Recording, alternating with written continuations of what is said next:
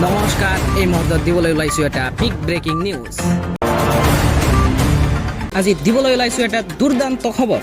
আজি মধ্যপ্ৰাচ্যত উত্তেজনা বৃদ্ধি পাইছে ইৰাণ আৰু ইজৰাইলৰ মাজত চলি থকা সংঘাতক লৈ। দুয়োখন দেশৰ মাজত সামৰিক কাৰ্যকলাপ আৰু সতৰ্কতা বৃদ্ধি পোৱাৰ খবৰ পোৱা গৈছে।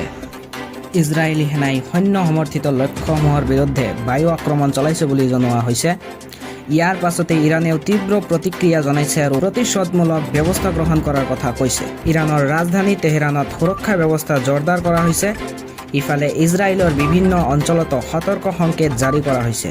মই পুনৰ ক'বলৈ ওলাইছোঁ, এইটো এটা বিগ ব্ৰেকিং নিউজ। ইৰাণৰ সৰ্বোচ্চ নেতা আয়াতুল্লাহ আলী খামেনীয়ে দেশৰ সুৰক্ষাৰ ক্ষেত্ৰত কঠোৰ স্থিতি লোৱাৰ কথা উল্লেখ কৰিছে। ইফালে লেবাননৰ সংগঠন হিজবুল্লাহে এই পৰিস্থিতিত সক্ৰিয় ভূমিকা লৈছে বুলি আন্তঃৰাষ্ট্ৰীয় সংবাদ মাধ্যম প্ৰকাশ কৰিছে। বিশ্বৰ বিভিন্ন দেশ, বিশেষকৈ আমেৰিকাই এই পৰিস্থিতিৰ ওপৰত নজৰ ৰাখিছে আৰু শান্তিপূৰ্ণ সমাধানৰ আহ্বান জনাইছে। ৰাষ্ট্ৰসংঘ আৰু আন বহুতো দেশই দুয়োখন দেশক সংযম অৱলম্বন কৰিবলৈ আহ্বান জনাইছে, কিয়নো এই সংঘাতে সমগ্ৰ অঞ্চলত অস্থিৰতা বৃদ্ধি কৰাৰ আশংকা দেখা গৈছে। এই মুহূৰ্তত পৰিস্থিতি অত্যন্ত অস্পৰ্শকাতৰ আৰু দ্ৰুতভাৱে সলনি হৈ আছে। এনেকুৱা খবৰ আৰু বাৰ্তাৰ বাবে আমাৰ এই চেনেলটো ছাবস্ক্ৰাইব কৰি দিয়ক।